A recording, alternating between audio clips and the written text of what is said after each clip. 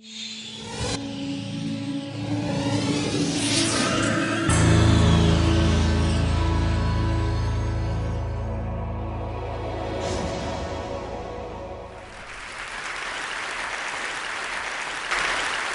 do not invest in victims. We invest in survivors.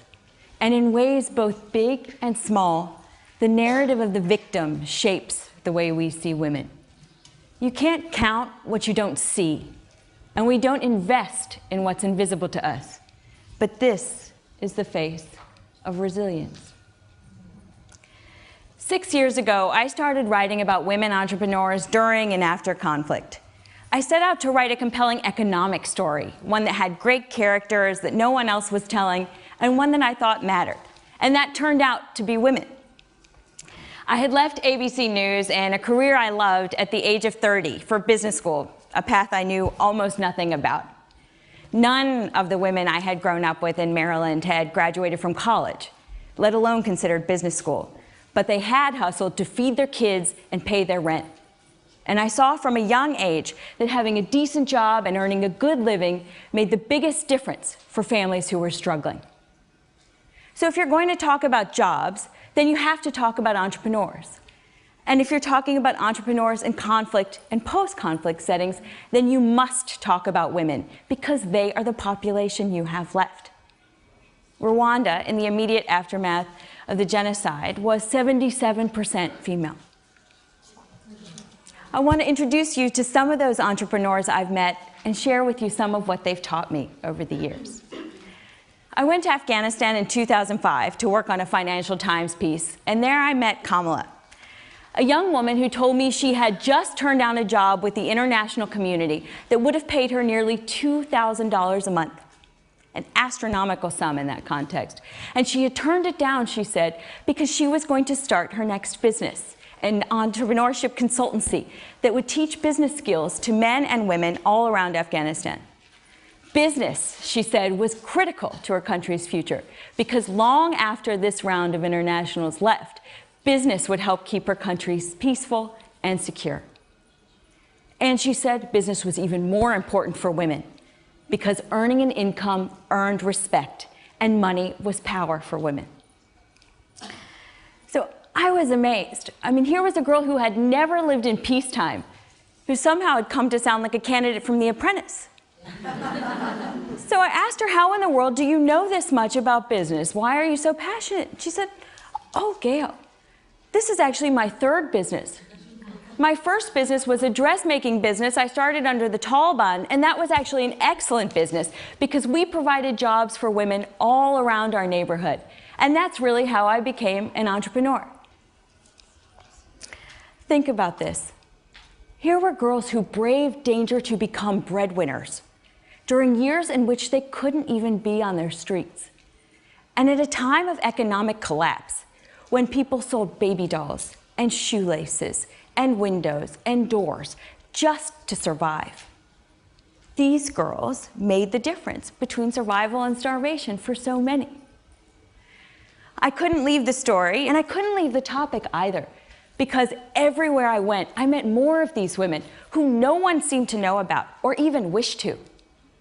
I went on to Bosnia, and early on in my interviews, I met with an IMF official who said, you know, Gail, I don't think we actually have women in business in Bosnia, but there is a lady selling cheese nearby on the side of the road, so maybe you could interview her.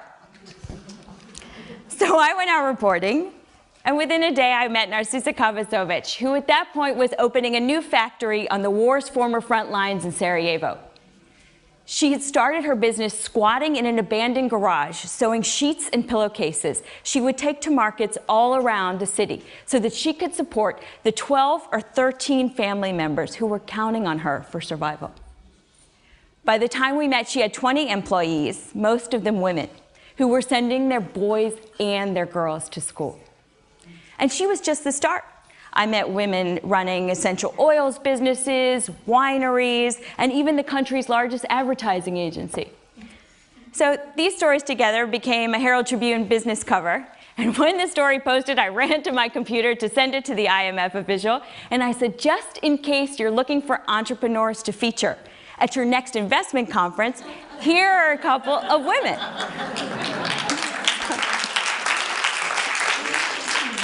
But think about this. The IMF official is hardly the only person to automatically file women under micro. The biases, whether intentional or otherwise, are pervasive, and so are the misleading mental images. If you see the word microfinance, what comes to mind? Most people say women. And if you see the word entrepreneur, most people think men. Why is that? Because we aim low and we think small when it comes to women. Microfinance is an incredibly powerful tool that leads to self-sufficiency and self-respect. But we must move beyond micro-hopes and micro-ambitions for women because they have so much greater hopes for themselves. They want to move from micro to medium and beyond. And in many places, they're there. In the US, women-owned businesses will create 5.5 million new jobs by 2018. In South Korea and Indonesia, women own nearly 500,000 firms. China, women run 20% of all small businesses. And in the developing world overall, that figure is 40 to 50%. Nearly everywhere I go, I meet incredibly interesting entrepreneurs who are seeking access to finance, access to markets, and established business networks. They are often ignored because they're harder to help. It is much riskier to give a $50,000 loan than it is to give a $500 loan. And as the World Bank recently noted, women are stuck in a productivity trap. Those in small businesses can't get the capital they need to expand, and those in micro businesses can't grow out of them. Recently, I was at the State Department in Washington, and I met an incredibly passionate entrepreneur from Ghana. She sells chocolates. And she had come to Washington not seeking a handout and not seeking a microloan. She had come seeking serious investment dollars so that she could build the factory and buy the equipment she needs to export her chocolates to Africa, Europe, the Middle East, and far beyond. Capital that would help her to employ more than the 20 people that she already has working for her. And capital that would fuel her own country's economic climb. The great news is we already know what works. Theory and empirical evidence have already taught us. We don't need to invent solutions because we have them. Cash flow loans based on income rather than assets. Loans that use secure contracts rather than collateral because women often don't own land. And Kiva.org, the microlender, is actually now experimenting with crowdsourcing small and medium-sized loans. And that's just to start.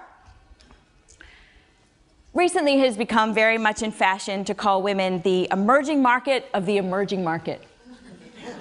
I think that is terrific. You know why?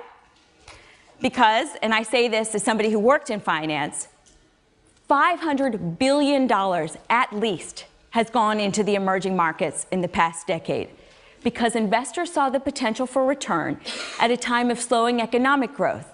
And so they created financial products and financial innovation tailored to the emerging markets. How wonderful would it be if we were prepared to replace all of our lofty words with our wallets and invest $500 billion unleashing women's economic potential? Just think of the benefits when it comes to jobs, productivity, employment, child nutrition, maternal mortality, literacy, and much, much more. Because, as the World Economic Forum noted, smaller gender gaps are directly correlated with increased economic competitiveness. And not one country in all the world has eliminated its economic participation gap. Not one. So the great news is this is an incredible opportunity. We have so much room to grow. So you see, this is not about doing good. This is about global growth and global employment. It is about how we invest, and it's about how we see women. And women can no longer be both half the population and a special interest group.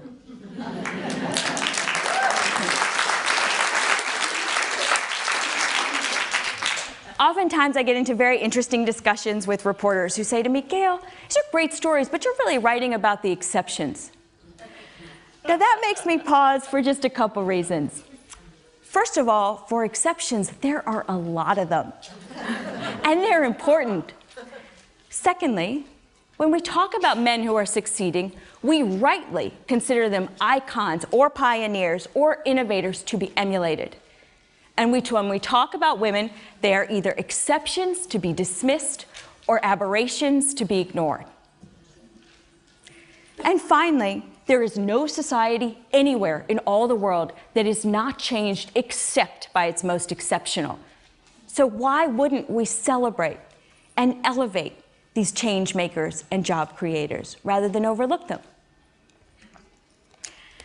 This topic of resilience is very personal to me and in many ways has shaped my life.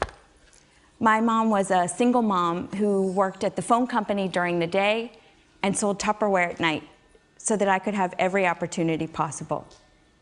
We shopped double coupons and layaway and consignment stores, and when she got sick with stage 4 breast cancer and could no longer work, we even applied for food stamps. And when I would feel sorry for myself, as 9 or 10-year-old girls do, she would say to me, "My dear, on a scale of major world tragedies, yours is not a 3. And when I was applying to business school and felt certain I couldn't do it, and nobody I knew had done it, I went to my aunt, who survived years of beatings at the hands of her husband and escaped a marriage of abuse with only her dignity intact. And she told me, never import other people's limitations.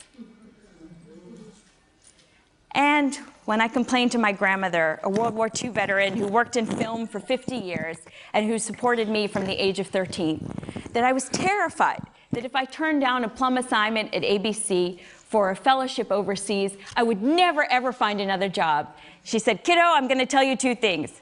First of all, no one turns down a Fulbright. And secondly, McDonald's is always hiring. You will find a job, take the leap." The women in my family are not exceptions. The women in this room and watching in LA and all around the world are not exceptions. We are not a special interest group. We are the majority. And for far too long, we have underestimated ourselves and been undervalued by others. It is time for us to aim higher when it comes to women, to invest more and to deploy our dollars to benefit women all around the world. We can make a difference, and make a difference not just for women, but for a global economy that desperately needs their contributions. Together, we can make certain that the so-called exceptions begin to rule. When we change the way we see ourselves, others will follow. And it is time for all of us to think bigger. Thank you very much.